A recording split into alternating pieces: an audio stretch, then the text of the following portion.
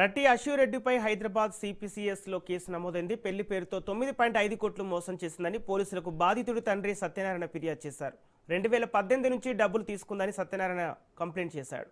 9.5 కోట్ల విలువైన వస్తువులు తీసుకుందని ఫిర్యాదులో పేర్కొన్నాడు. అశ్యూరెడ్డి సోదరికి 50 లక్షలు ఇచ్చినట్లు కంప్లైంట్ చేశాడు. సత్యనారాయణ కంప్లైంట్ మేరకు పోలీసులు కేసు నమోదు చేసి దర్యాప్తు చేస్తున్నారు.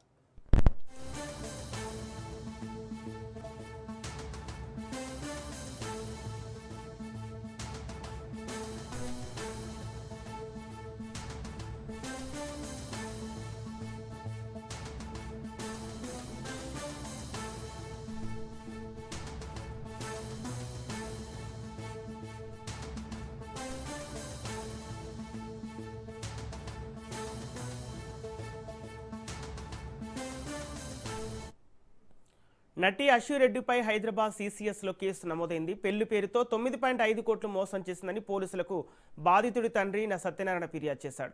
2018 నుంచి డబ్బులు తీసుకుందని సత్యనారాయణ కంప్లైంట్ చేశాడు. 9.5 కోట్ల విలువైన వస్తువులు తీసుకుందని ఫిర్యాదులో పేర్కొన్నాడు.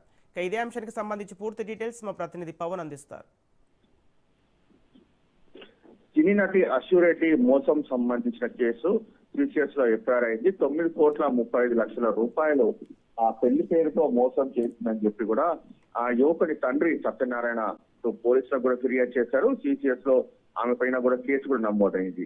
అయితే 2018 నుంచి కూడా తన కుమారుడు సాఫ్ట్వేర్ ఇంజనీర్ ని పెళ్లి చేసుకుంటా అని చెప్పి 9 కోట్ల రూపాయలు మోసం చేసింది. అంతేకాకుండా అశ్యూరెడ్డి సోదరికి కూడా 50 లక్షల రూపాయలు ఇచ్చినట్లుగా ఎక్కువ ఫిర్యాదులో పేర్కొన్నారు.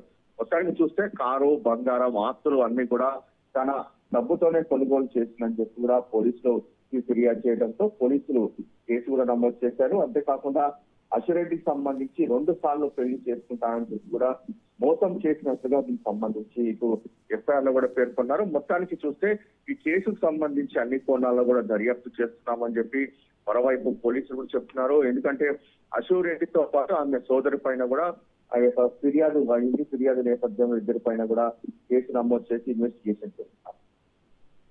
Okay, thank you Pawan.